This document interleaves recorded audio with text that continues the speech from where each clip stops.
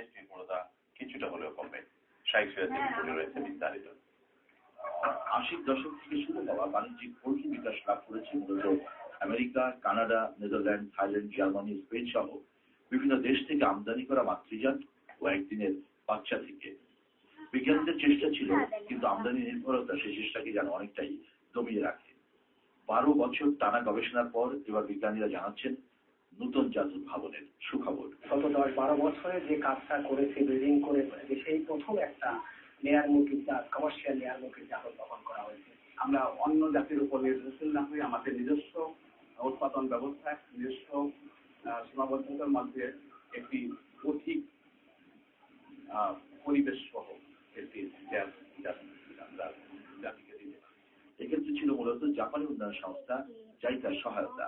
Japan সরকার যে আমাদেরকে donate করেছে এই ইন্টারন্যাশনাল লাইনগুলো যখন আসে, তখন কিন্তু জাপানিজ এক্সপার্টও আমাদের তারা পাঠিয়েছে।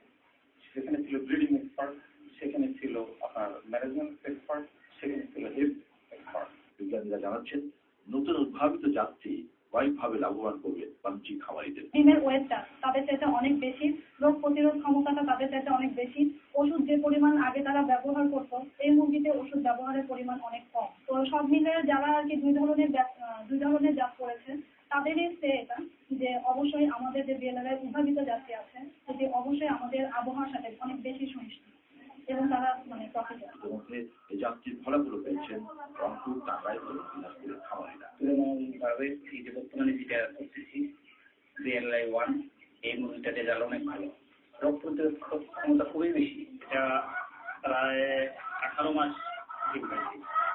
ডিমের সাইজ বড়, লালে যে খাওয়া দিতে হতো তার থেকে অনেকটাই কম, হচ্ছে 115 থেকে 17 গ্রাম। এবং বাজারে বিক্রি করতে গেলে খুব সহজে বিক্রি হয় এবং অন্যান্য ডিমের থেকে এই ডিমের চাহিদা বেশি। মূলত এই ডিমটা দেশি ডিমের মতো এবং কালারও ভালো। বিএলআরআই ল্যান্ডস্কেপ 1 এক যুগ গবেষণার এই সাফল্য তখনই আরো ফলপ্রসূ হবে যখন খামার পর্যায়ে খামারিরা এই জাতটি চাষ করার জন্য আগ্রহী হবে। তবে একথা ঠিক যে খামারির কাছে বিকল্প একটি জাত আসাতে পূর্বের একচেটিয়া বাজার কিছুটা হুমকির মুখে থাকবে। এটি নিঃসন্দেহে একটি সফল গবেষণা তখন হবে। সাভারের প্রাণী সম্পদ গবেষণা ইনস্টিটিউট থেকে শাইখ সিরাজ, চ্যানেল।